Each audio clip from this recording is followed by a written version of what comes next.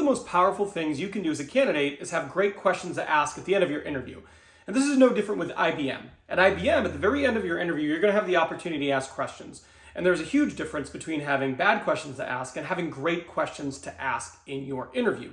Now, this is video 4 of a 4-part series. So if this is the first video you're seeing, make sure you go back to the playlist and watch the other 3 that preceded it, because they are also very key in setting you up to have a great interview and ultimately land a job with IBM. So with that being said, let's get into it. Now, the first question I want you to ask as a candidate at the end of your IBM job interview is, what does this person have to do in the first 6 months of being hired in order for you to consider this hire to be a success? Now, this is a great question because, one, it shows your forward thinking, right? It shows that you're trying to identify, what do I need to do in order for you to consider me to be a great hire for this role? It shows your future thinking.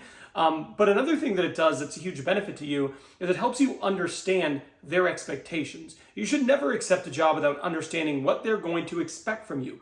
Is it realistic? Do you feel like you will be set up for success? Do you feel confident that in the first 6 months, the things they are laying out in front of you, they are things that you are able to achieve? Because the last thing you want to do is make a move and be set up not for success and end up losing the role down the road.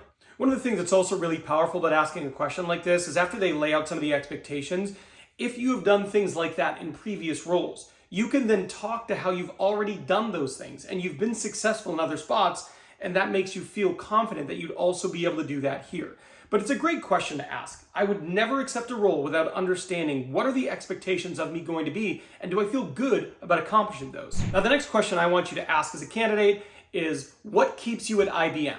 Or if they haven't been there for a long time, if they are new, ask them, what attracted you to IBM in the first place? Now, this is a great question because it allows the interviewer to talk a little bit about their journey. It is shown psychologically that people look back on conversations more positively if they have the ability to share things, right? If they have the ability to talk, they're going to look back on it and go, that was a really good conversation. But when you're interviewing, they're doing just some question asking, but the candidate is doing a lot of talking. So this turns the tables a little bit, asks them a question, and allows them to share something they're positive about, or something that was great that attracted them, or what it is that keeps them here. Now, a few things that are really important. One, you want to listen. Do they sound positive and enthusiastic here? If not, it might make you question, okay, well, is this a good place to be? Is this a good department? Taking this job, am I going to be in a place where I feel happy in the role? That's important to me. I would want to know. The other thing that you want to look for here is you want to listen to what it is they're specifically talking about, because later on you can send them a thank you email and you can actually reference what they were talking about. If they start talking about the technology or company culture, you could send them a thank you email and have it be specific. You could say, hey, thank you so much for taking the time to chat with me today. I really appreciate you answering my questions and giving me an understanding of what it's like to be an employee at IBM. Now, I specifically really enjoyed when you mentioned blank. That made me even more excited and enthusiastic to pursue this opportunity. If you have any questions, please feel free to reach out to me at any time. Thanks. Right? And that right there makes a thank you email so much more meaningful because you actually reference something they specifically said. I've always said there's really no downside to sending a great thank you email, but there's a huge difference between a poor thank you email and a great thank you email. And a great thank you email references something they specifically shared with you when you interviewed with them. The next question I want you to ask in your IBM interview is, what would you consider to be the most challenging aspect of this role? This is a great question because most hiring managers never get a question like this. They don't get hit right between the eyes with, hey, what is hard about this job?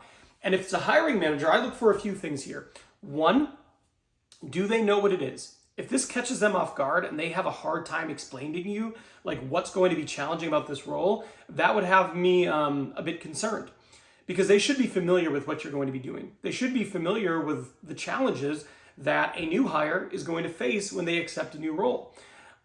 This is also an opportunity for you to get a really authentic answer. Because hiring managers are not asked questions like this often, what you're going to get is going to be pretty off the cuff. It's not going to be rehearsed. It's not going to be a canned answer. It's probably going to be pretty authentic because, again, they don't get this a lot. And I think that's really helpful going into a role. Whenever I'm going into a role, I want to know what their expectations are, like we said with the first question, but I also want to know, like, what are the challenges going to be? What are the hurdles I'm going to face as a new employee while I'm trying to achieve success? So this is a great question I would always recommend asking. Now, this next question I love, and it's what strategic initiatives do you have planned over the next 12 to 18 months? I like asking this to the hiring manager because it gives me an idea of, are they forward thinking? Are they strategic? Do they have a long-term plan for the success of the department? And really what you're looking for here is two things, right? Do they actually have a plan? And are they able to articulate it to you in an interview?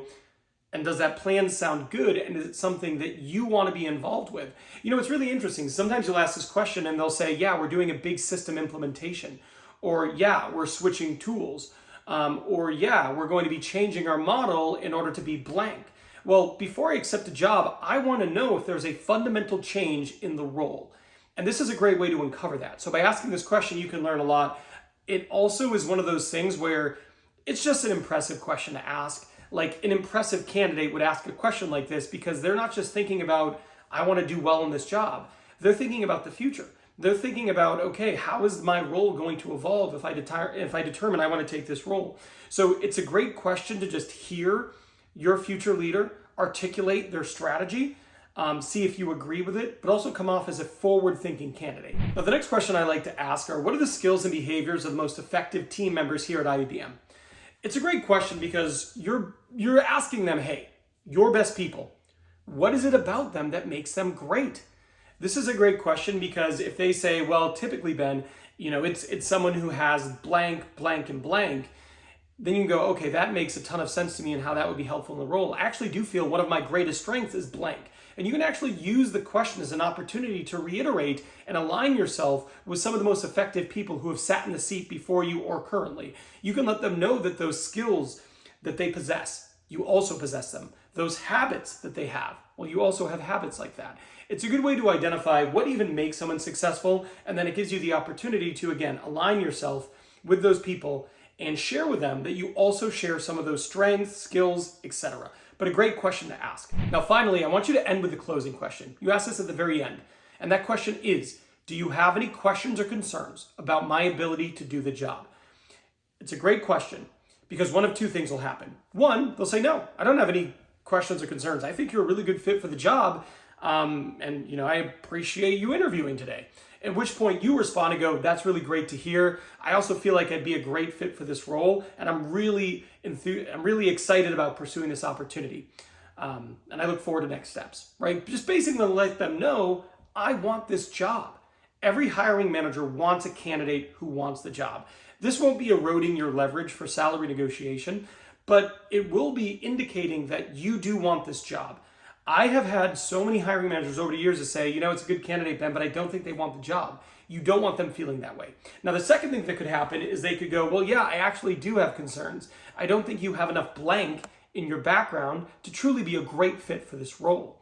Now, if you do have that in your background, this gives you the opportunity to rebuttal it in a non-defensive manner. So you can go, hey, thank you so much for that feedback. I'm not sure I did the best job sharing this in this interview, but I actually do have experience doing A, B, and C. Specifically at this company, I did that for about 3 years and it was a big part of my responsibility, but I don't think I included it in the resume and I haven't had a chance really to share it as I might like to. You know, something like that, but it gives you an opportunity to thank them for their concern and rebuttal it in a way that isn't defensive, but just allows you to show them that you do have that area and alleviate their concern. Now, if you don't have that experience in your background, you can talk about, hey, thank you, that's a good point, I haven't had that. However, in the past, and you could talk about how you've been able to ramp up in jobs when previously, maybe you haven't had all the experience, but you were still a pretty good fit for the role.